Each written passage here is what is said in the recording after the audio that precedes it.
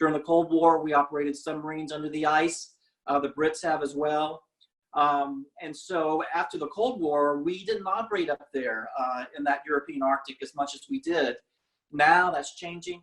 The US Navy and other NATO allies had a major exercise off of Norway last year, where the Navy learned that it still had some catch up in terms of remembering how to operate in Arctic waters.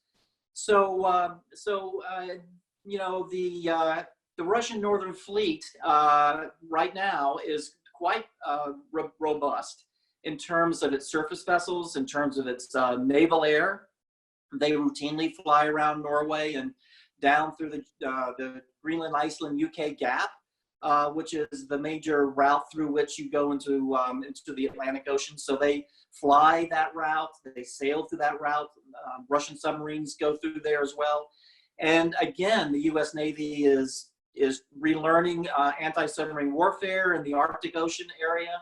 We're working very closely with the Norwegians, who never forgot how to do anti-submarine warfare in the Arctic area.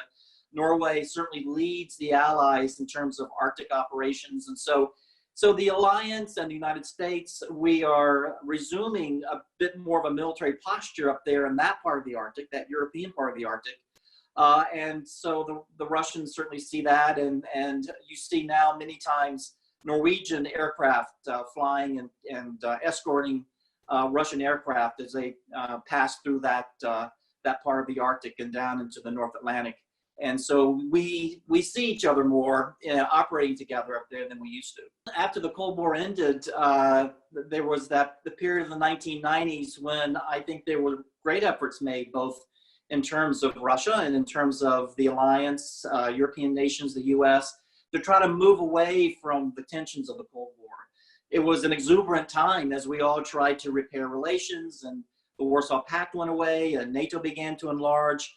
But as you know, after Putin came into power, we saw that turn around, and we saw Russia instead acting aggressively. So if you talk to the Baltic nations or the Nordic nations, they feel every day very uneasy about where Russia might go next. So during that period, the 1990s, as things were looking good, the Navy didn't need to operate up there. Russia wasn't seen as a threat.